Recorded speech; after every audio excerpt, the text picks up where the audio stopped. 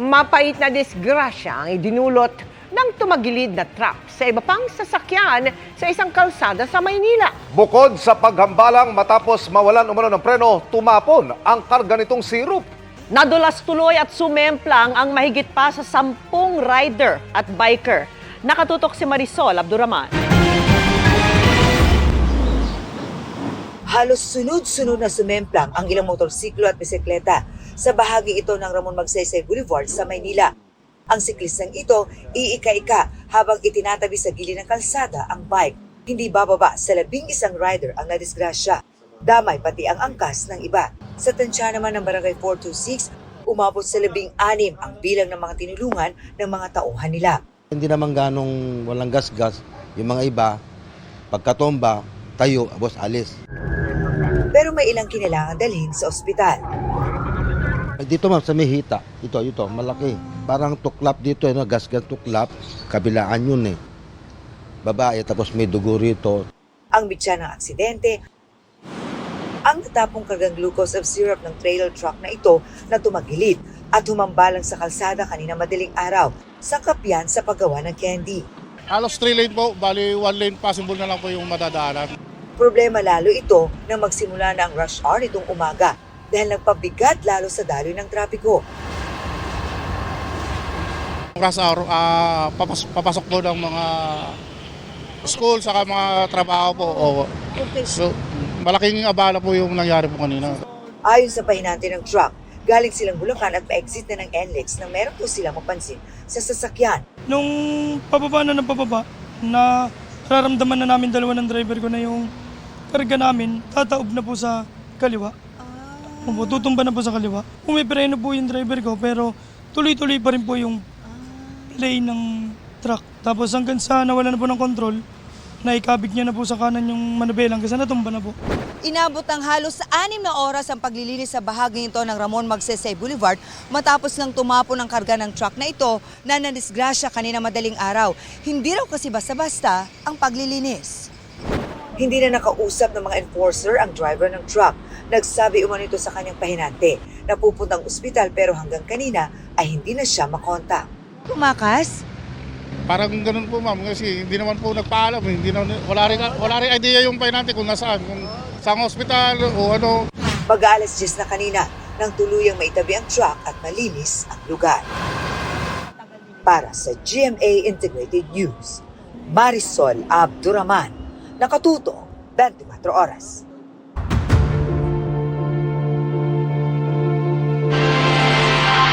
Dahil pinaniniwala ang nasa Portugal si Zaldico, posibleng hilingin ng Pilipinas sa lider nito ang pagpauwi sa dating mambabatas. Maaari ang idaan sa Interpol. Nakatutok si Ivan Mayrina. Huwag mo akong pigilan sa mga... Huling nakita ng publiko si dating Congressman at Appropriations Committee Chairman Zaldico na maglabas siya ng serye ng mga video noong Nobyembre kaugnay na anomalya umano sa flood control projects. Mula noon, hindi na siya nagparamdam kahit meron ng warrant of arrest na inilabas sa kanya ang Sandigan Bayan para sa kasong graft at malversation kaugnay ng flood control project sa Oriental Mindoro. Sa pinakahuling impormasyon ng Department of Interior and Local Government, nasa bansang Portugal si Ko at pinaniniwala ang meron siyang Portuguese passport. Ayon ngayon kay Secretary John Vic Remulla, nag-utos na raw si Pangulong Bongbong Marcos sa pag-aralan ng mga paraan para siya'y maibalik sa bansa sa lalong madaling panahon. Through the Interpol, magre-request na kami ng repatriation ni Zaldico kung nasa Portugal talaga siya. Pero hindi lang sa Interpol anya maaring idaan ang pagpapauwi kay Ko. There is the United Nations, there are other agencies which we can pass through. So pinapag-aralan niya sa amin kung paano gagawin.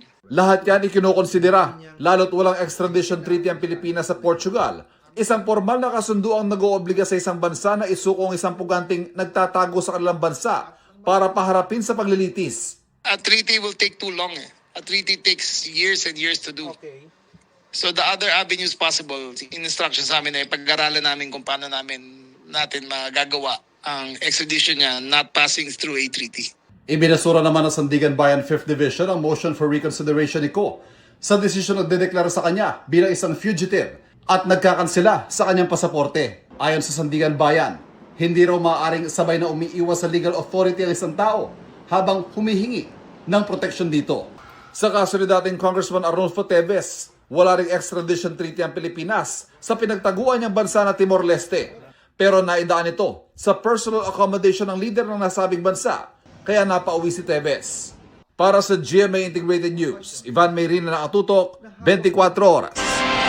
Nagpapatuloy ang pag-aalboroto ng Bulkang Mayon na nagkaroon pa ng lava fountaining o pagbuga ng lava kaninang madaling araw. Pati mga nasa extended danger zone gaya sa Santo Domingo ay naghahanda na rin sakaling itaas sa alert level 4 ang bulkan at kailanganin na rin nilang lumikas. Mula po sa Albay, nakatutok live si Ian Cruz. Ian. Vicky, hindi nga lamang ang gobyerno ang naghahanda sa posibilidad na itaas ang alert level status ng Bulkang Mayon, kundi maging ang mga lilikas na residente ay gumagawa na rin ngayon ng pansamantala nilang matitirahan. Sa video na inilabas ng PHIVOX, nagkaroon ng lava fountaining na tinatayang nasa 100 meters ang taas mula sa tuktok ng Mayon. Nangyari ito 1:39 AM kanina at tumagal lamang ng 35 seconds. Kagabi, simula alas 11 ay nagpakita muli ng aktibidad ng bulkan sa pagdausdos ng uson at pagbagsak ng bato.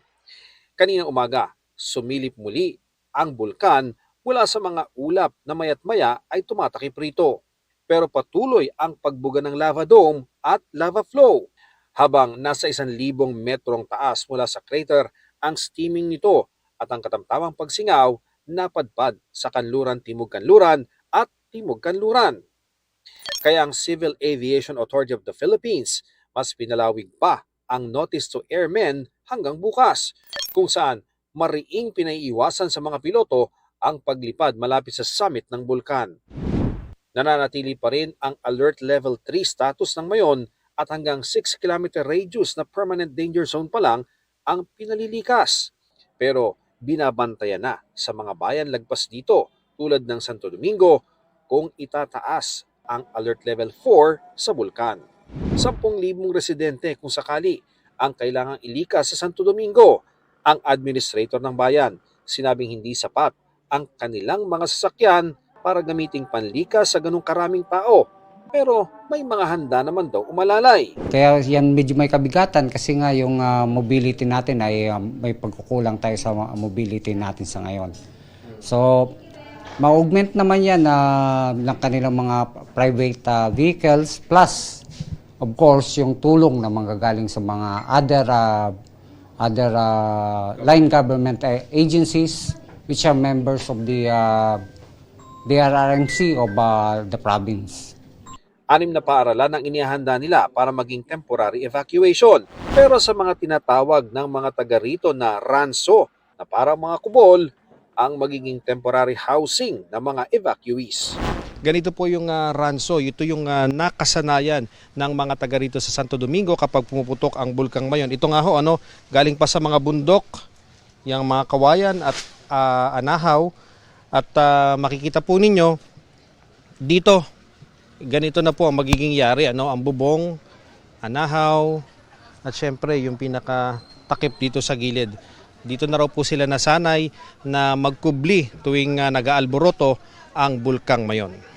Isa sa mga residente ng barangay Santa Misericordia, si Arlene, na nagpapagawa na ng ranso sa lilipatang barangay San Andres. Nag-ano lang po kami, anticipate lang po kami sa para pag nag-alert level 4, meron na po kaming titirhan pansamantala. With regards naman po sa sa utilities, sa kuryente, naka-provide po 'yan dito. So may mga nearby po tayong mga water sources dito na ililinya na lang dito at saka magko-conduct rin ng daily water rationing.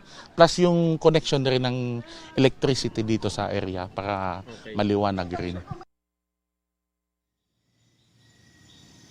Vicky, sabi ng Department of Tourism Bicol Region ay nananatiling bukas yung mga tourism sites sa labas ng 6-kilometer permanent danger zone kung saan nga, Vicky, makikita at matatanaw yung tinatawag na glowing activity ng iconic na bulkan. Ang pakiusap lamang ng DOT Bicol Region sa mga accredited nilang accommodation, sana magstay ang mga turista para hindi lang matiyak ang comfort kundi matiyak din ang kanilang kaligtasan. Yan ang latest mula rito sa Albay. Balik sa'yo, Vicky. Maraming salamat sa iyo, Ian Cruz. Kinansela ng Department of Energy ang mga kontrata ng Solar Philippines Power Projects Holding. Kumpanyang itinatag ni Batangas 1st District Representative Leandro Leviste. Ito ay dahil sa kabiguang tuparin ang mga commitment nito sa mga kontrata na aabot sa halos 12,000 megawatts. Pinagbabayad din ang kumpanya ng multang umaabot sa 24 billion pesos. Nakatutok si Tina Panganiban Perez.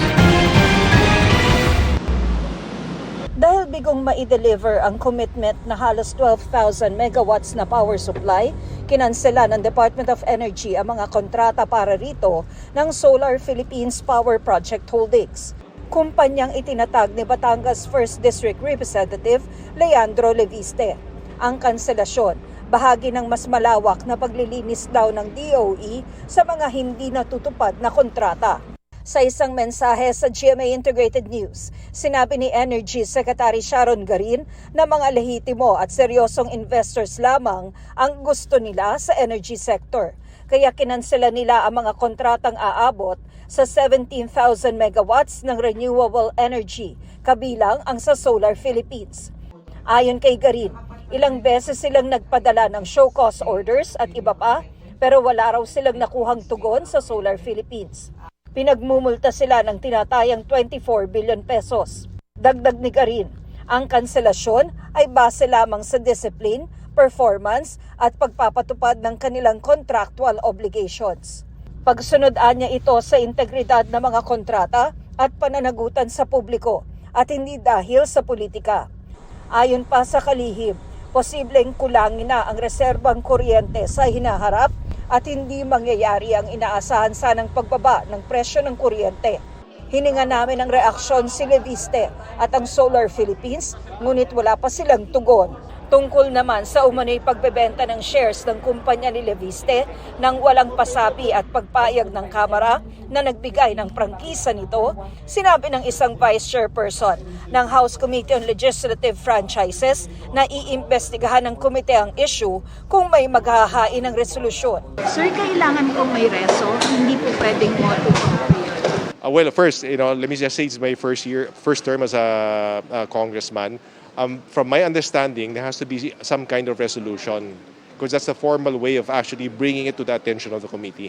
Kamakailan, sinabi ng kongresista na magbibigay siya ng 2 linggo para sabihin na ng mga tao ang lahat tungkol sa kanya ito sasagutin sa pagbubukas ng Kongreso sa January 26.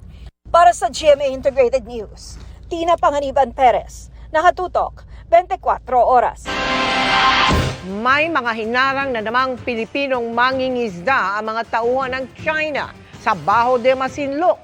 To the rescue naman ang Philippine Coast Guard. Nakatutok si Dano Tingkungko. Kami naghanap buhay lang. Bakit ganoon?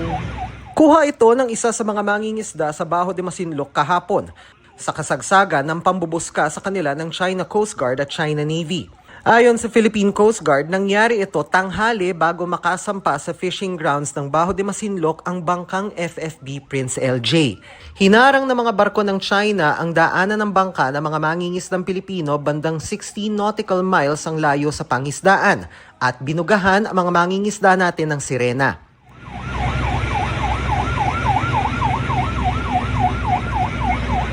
According to the Filipino fishermen, their intention was to conduct a fishing expedition even before they arrive on that area. The PLA Navy 621 and China Coast Guard already started harassing them by dangerous maneuver, blocking, and even with the use of siren.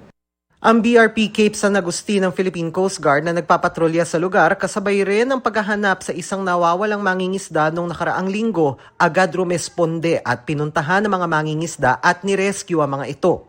We were able to contact the Filipino fishing boat and meet the Filipino fishing boat at a particular location, and we allowed the Filipino fishermen to board the Philippine Coast Guard vessel.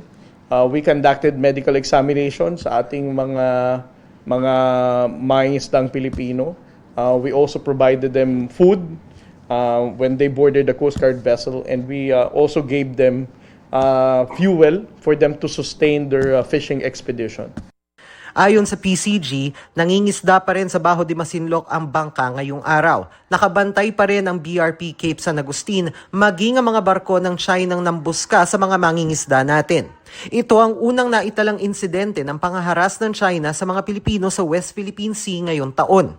The harassment of the Filipino fishermen in Baho de Masinloc is not new. We ended the year last year kung saan ang ating mangingisdang Pilipino naman sa Sabina Shoal was also subjected to a water cannon by the Chinese Coast Guard. Ayon sa Philippine Navy, higit dumoble ang bilang ng mga Chinese vessels sa 41 sa unang linggo ng Enero kumpara sa 20 sa unang linggo ng Disyembre. They're already illegal within our EEZ, but compared to the data that we have, these are still within the normal numbers that we monitor. Pero hindi na nagpapatinag ang mga Pilipinong mangingisda. The confidence of the Filipino fishermen with the effort of the national government through the Armed Forces of the Philippines and the Philippine Coast Guard, mas napagtibay nito ang kanilang pag-asa na muling makakapangisda silang malaya sa West Philippine Sea. Our patrol plans are in place. We have escalated them compared to 2024, 2025. So an increase in our maritime domain awareness flights and patrols by sea. Should there be a need because of the possibility of increasing number of Chinese Coast Guard vessels, we would be strategically aligning our assets in the West Philippine Sea.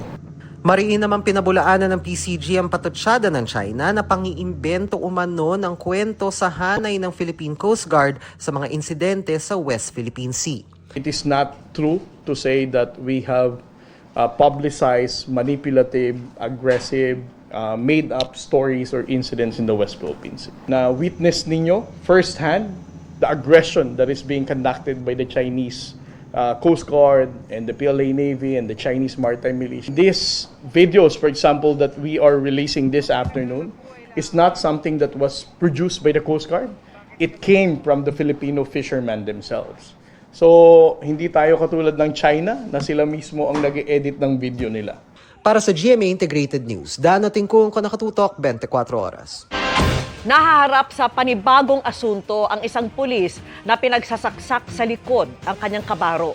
Nangyari po yan habang naghahanda ang dalawa sa pagharap nila sa investigasyon para sa kasong kaugnay naman sa Pogo Raid sa Bataan. Nakatutok si Chino Gaston.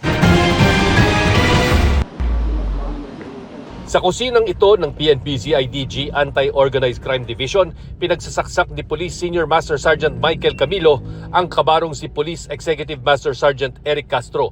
Naghahanda noong dumulog sa preliminary investigation si Castro kaugnay ng kanilang kinakaharap na administratibo at kriminal na kaso sa Department of Justice. Ayon sa mga saksi, pagpasok ng kusina, kumuha ng kitchen knife si Camilo at nang yakapin ni Castro para awatin, dito na siya pinagtataga sa likod. Kita sa mga litrato ang dugo ang uniforme ni Castro na kaagad na isugod sa PNP General Hospital. Nasa stable na ang kanyang kondisyon matapos maoperahan. Suddenly took a kitchen knife. Upon noticing that PSMS Mike drew a knife, PEMS Echo rushed towards him and embraced him in an attempt to restrain and subdue him. However, PSMS Mike was able to stab PEMS Echo in his back. Kasama sina Castro at Camilo sa 6 na pulis na nasa restrictive custody dahil sa kinakaharap na administrative at criminal case kaugnay ng theft of evidence, bunga ng isang raid sa Pogo facility sa Bagak, Bataan noong October 2024. Isang duty po ang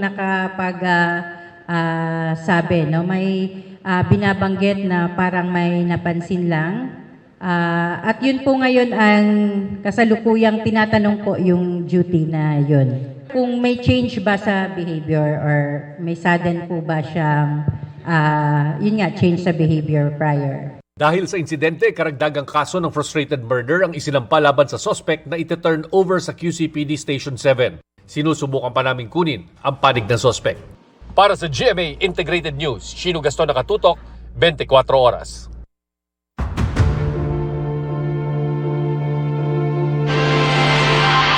Naghain ng not guilty plea ang kontratistang si Sara Diskaya at siyam na iba pa para sa kaso kaugnay sa halos 100 milyong pisong Ghost Flood Control Project sa Davao Occidental. Nakatutok si Nico Sereno ng GMA Regional TV.